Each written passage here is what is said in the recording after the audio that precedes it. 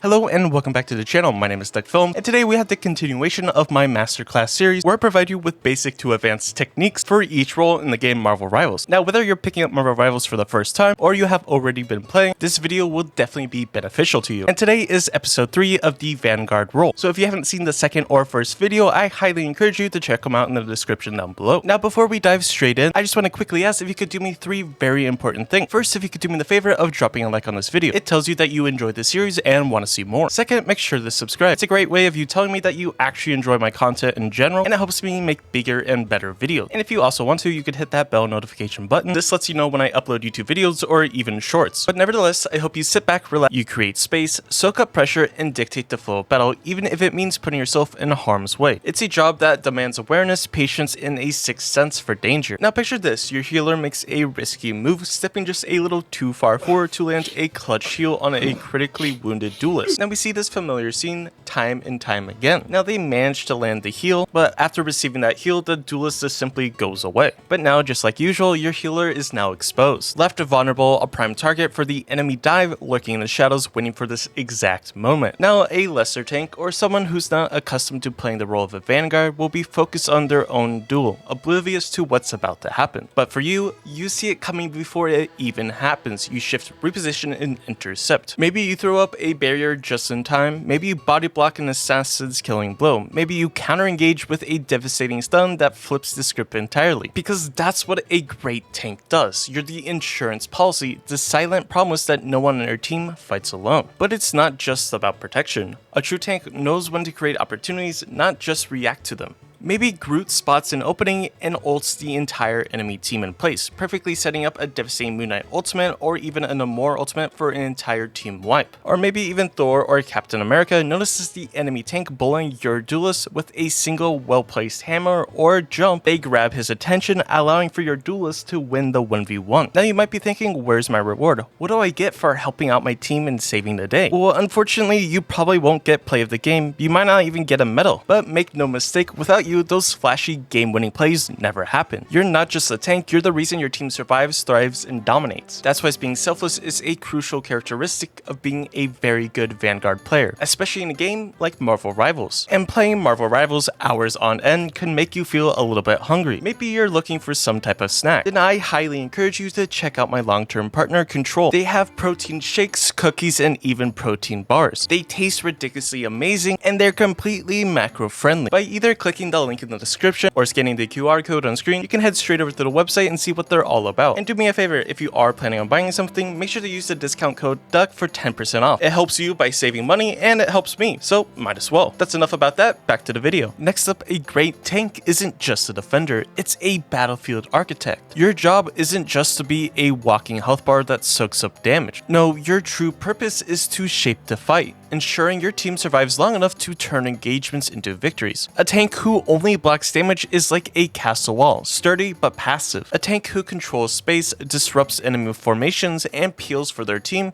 that's a fortress with active defenses, forcing enemies to play on your terms. Picture Magneto throwing up a bubble shield at the perfect moment, not just to protect a reckless duelist, but to create a safe zone where the enemy's momentum shatters. Imagine Captain America making a split-second decision. Does he charge forward to absorb aggression, or does he retreat just enough to bait the enemy into overextending? The best tanks don't just stand there, they dictate where and when the fight happens. And let's talk about peeling, one of the most crucial aspects of being a Vanguard, especially in Marvel Rivals right now. A lot of dive tanks or tank players in general act like they have blinders on, ignoring the chaos happening behind them. Whether you're a dive tank or a main tank or an off tank, you should always be aware of what's happening behind you. You have to think if like an enemy Black Panther or Psylocke is ripping through your backline, destroying your strategists, and maybe even destroying your backline duelists. It's on you to turn around, intercept, and neutralize the threat before your supports become an easy meal. A tank who understands peeling isn't just playing defense, they're preserving the lifeblood of the team. When your healers or strategists stay alive, your team doesn't just survive, they thrive. And when your team thrives, the battlefield belongs to you. Peeling as a Vanguard isn't something you do every once in a while, it's something you always have to do. Whether or not your strategy strategists are communicating to you, it's in your best interest to always turn back around every once in a while to get a good understanding of what's happening behind you. I can't even fathom the amount of players that I see in Celestial and Eternity lobbies that tunnel vision when they're on tank, and it can get pretty frustrating or discouraging when you're playing as that support character and you're constantly getting dived and no one's turning around to help you even when you're asking for help. And if you want a more elaborate explanation of when and where to peel for your team, make sure to check out my first masterclass on Vanguards that has literally everything you need to know if you're just picking up Vanguard. Now, your third job of being a very good tank is to own the battlefield. And what I mean by that is that I refer to the concept of taking space. Space isn't just something you occupy, it's something you control, dictate, and manipulate to your team's advantage. Whether you're surging forward in a relentless attack or standing firm against an enemy push, the rhythm of the fight moves to your command. If you're a traditional tank, you are the wall that refuses to break. Shields, barriers, and crowd control become extensions of your will, forcing opponents into disadvantageous positions and pushing relentless advances. Again, this video is a reiteration essentially of the first and 2 episodes, so I highly encourage you to watch the series in order. Now, you don't just protect your teammates, you create the conditions for them to thrive, cutting off sight lines, disrupting enemy plans, and making every step forward feel like a costly mistake. But if you're a dive tank on the other hand, you're not just in their backline, you are their worst nightmare. Your presence alone throws them into disarray, forcing them to peel, reposition, and react instead of executing their strategy. You sow chaos, breaking formations, and setting up your team for devastating follow-ups. And when it comes to defense, every inch of ground must be earned. You don't just quote-unquote hold the line, you dictate where the battle happens. Choke points become death traps, open ground turns into kill zones, and the enemy hesitates before every move. And when enemies start to hesitate, that's where you win. A second of doubt, a moment of fear, that's all the opening your team needs. I didn't know this video was going to become this philosophical, but I kind of like it. I don't know, it's kind of weird. Now, tanks are the backbone of any team, the immovable force that holds the line or the unstoppable wrecking ball that smashes through defenses. You also have to remember that not all tanks are created equal. If you're playing against your archetype, say diving headfirst as Magneto like your Thor, you're not just making a mistake, you're actively throwing the game. So let's break it down so you don't become that player. Now, hopefully by now you know that tanks are divided into a couple different categories. If you don't, here they are again. Now, the first category is what I like to call the traditional tanks. These are characters like Doctor Strange, Magneto, and even Groot.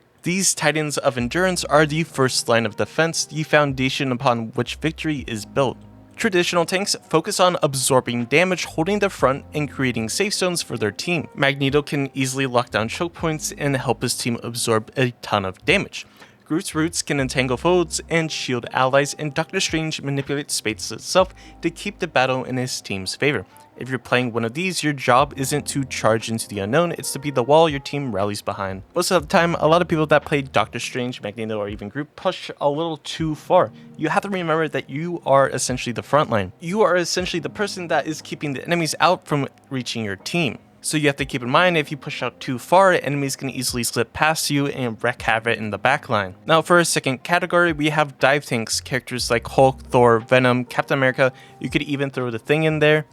Where traditional tanks stand their ground, dive tanks launch themselves into the enemy's hearts like a cannonball of chaos. Hulk smashes into the backline, tearing apart squishy targets. Thor descends like a storm, forcing ranged enemies into bad positions, while Venom slithers in and isolates key opponents, while Captain America's shield doesn't just protect, it crushes the enemy's momentum. You have to remember, if you're playing a dive tank, hesitation is your biggest enemy. Your whole role is to disrupt everything and don't give your foes room to breathe. For our last category, I have it as hybrid tanks. These tanks are kind of like the ultimate flicks. They can anchor the front line when needed, but also pivot into aggressive plays that dismantle enemy formations. Think of a character like Penny Parker. She can kind of shift between defensive strongholds like holding choke points or locking down zones, and change to like a high mobility brawler in a sense. And you can kind of throw Captain America as well into the mix, because he's a blend of resilience and agility, allows him to engage in both frontline brawls and target backline dives. But you do have to keep in mind that playing a hybrid tank requires adaptability. You have to remember, when you're playing as a Vanguard, your team is counting on you. If you're playing Magneto like Thor, or worse, playing Hulk like Groot, you're not just making things hard for yourself, you're throwing your team into chaos. Now, if you're sitting here and listening to this video and you're kind of thinking, I don't understand,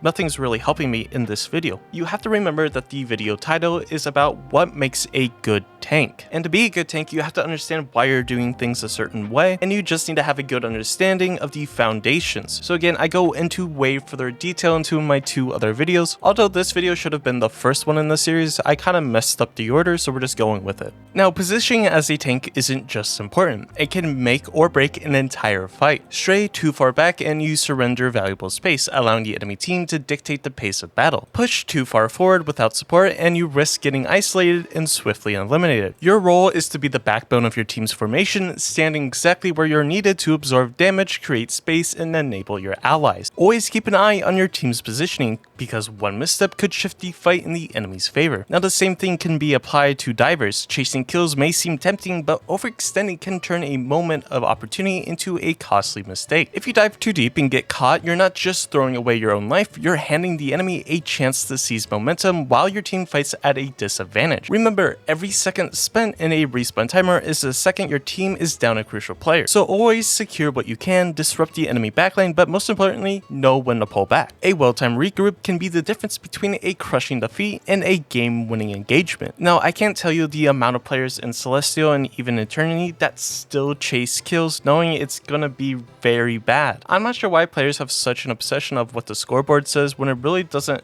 mean too much. Now, the most underrated and arguably most crucial skill of a great tank is none other than game sense. Raw mechanics and durability might keep you in the fight, but true mastery lies in your ability to read the battlefield like an open book. Now, a great tank isn't just a wall of muscle and armor, they are the team's commander in a sense, bodyguard and enforcer all rolled into one. Every second you need to anticipate what's about to happen, not just react to what's already unfolding. First, it's all about synergy. You're not playing alone. You are the foundation your team builds upon. You need to know exactly what your teammates are planning and be ready to support their every move. If you see Winter Soldier winding up a hook on your team, don't just watch, be there to capitalize on it, turning his grab into a guaranteed elimination. This could go for characters like Groot or even Doctor Strange and Magneto. The second he hooks somebody in, throw a Groot wall behind a player he hooked. Or if you're playing Doctor Strange or Magneto, immediately get in front of the enemy player and shield. This makes it so the person that got hook's healing is completely cut off because they can't heal through your shield. Something that not a lot of players actually capitalize on and is actually a super crucial aspect or element of playing a very good tank. Now, whether it's peeling threats off of your healers or strategists, clearing a path for your duelist or DPS, or setting up a play before your teammates even call for it,